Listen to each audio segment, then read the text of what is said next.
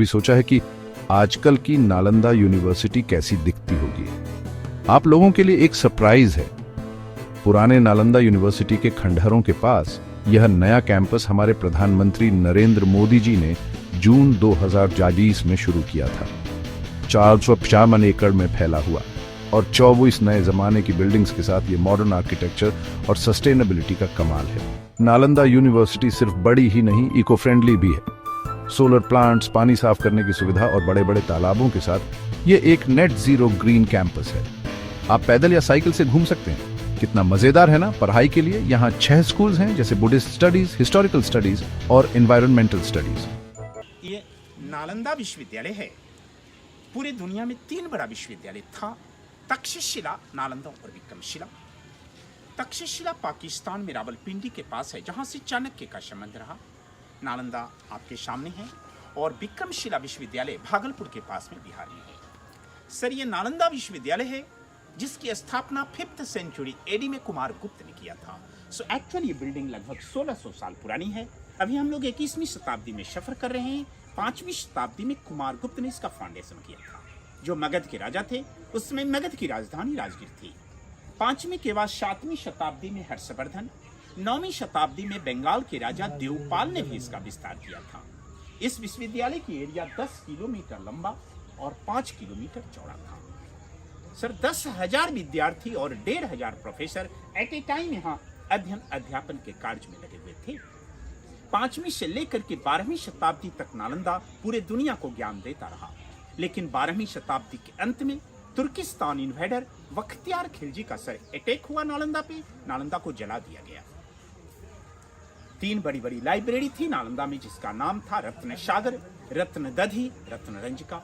इतनी किताबें उनमें थी, जब जलाई गई नालंदा 6 महीना तक लगातार जलता रहा। फिर धीरे धीरे करके इमारत भूकंप में दबती गई और ये एक छोटा पहाड़ की जैसा हो गया था। सर, अभी मात्र 1 वर्ग किलोमीटर एरिया की खुदाई अलेक्जेंडर कनिंघम साहब ने ब्रिटिश काल में किया है। इसकी खुदाई 1915 से 1937 तक हुई है, जिसमें मात्र 1 वर्ग किलोमीटर एरिया निकल पाया है, जो हम लोग देख सकेंगे। बाकी एरिया के ऊपर चारों तरफ गांव बसे हैं। खुदाई का काम बंद है। हम सर को जो इंफॉर्मेशन दे रहे हैं, कहाँ क्या है, जो प्रमाण देने जा रहे हैं, ये कोई अपनी हमारी कल्पना नहीं है सर। ये सारी बातें वेन सॉन्ग, चीनी यात्री की डायरी से प्रमाणित होती है, because he was a student after he became professor, जिनके डायरी का नाम है सीयूकी। आज भी वो चाइना में है।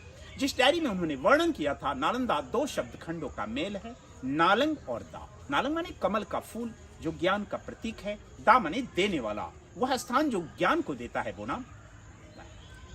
इस बड़े विश्वविद्यालय में सबसे बड़ी खासियत थी, यहाँ टोटल फ्री एजुकेशन था। रहना, पढ़ना, खाना, पीना, ड्रेस आदि सब यूनिवर्सिटी मेंटेन करती थी। यूनिवर्सिटी को राजा लोग देते थे और 100 गांव का जो रेवेन्यू आता था, वो भी राजा इन्हें दे देते थे। इससे यहाँ फ्री एजुकेशन था, जो आपके लिए गौरव की बात है। आज इतना एडवांस युग होते हुए भी विदेशों में कहीं ऐसी शिक्षा उपलब्ध नहीं। नालंदा विश्वविद्यालय का जो लैंग्वेज था, पाली और संस्कृत, ये 2 भाषाओं में पढ़ाई होती थी।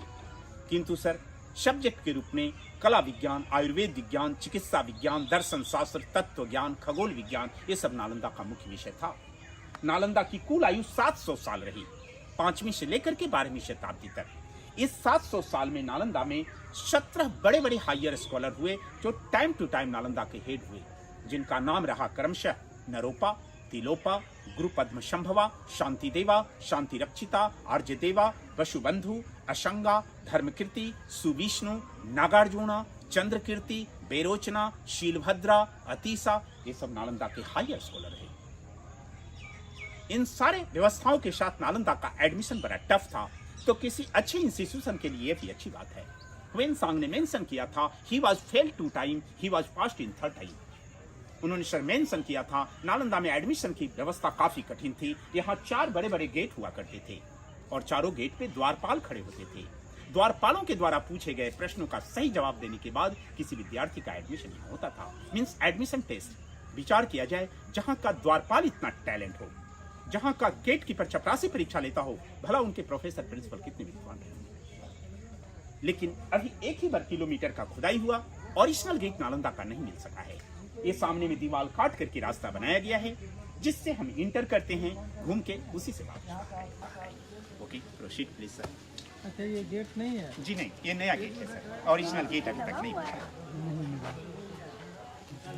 लाइब्रेरी 3 लाख से ज्यादा किताबें और मैन्युस्क्रिप्ट, दुनिया की सबसे बड़ी लाइब्रेरी में से एक, दुनिया भर के यूनिवर्सिटीज के साथ पार्टनरशिप्स और 20 से ज्यादा देशों के स्टूडेंट्स के साथ नालंदा एक ग्लोबल एजुकेशनल हब है। ये लगभग 7,500 टीचर्स और स्टूडेंट्स के लिए बनाई गई है। तो चाहे आपको पुराना इतिहास पसंद हो या नई टेक्नोलॉजी, नालंदा यूनिवर्सिटी का नया कैंपस आपके लिए ही है। देखने के लिए तैयार हैं? आपका सफर इंतजार कर रहा है। हर जगह कुछ नया, कुछ अलग देखने को मिला। आप इनमें से कौन से स्थान पर जाना चाहेंगे, हमें कमेंट्स में बताएं। और हाँ, अगर आपको ये वीडियो पसंद आया हो तो इसे लाइक और शेयर जरूर करें। अगले वीडियो में हम आपके लिए एक और नया सफर लेकर आएंगे। तब तक के लिए नमस्कार।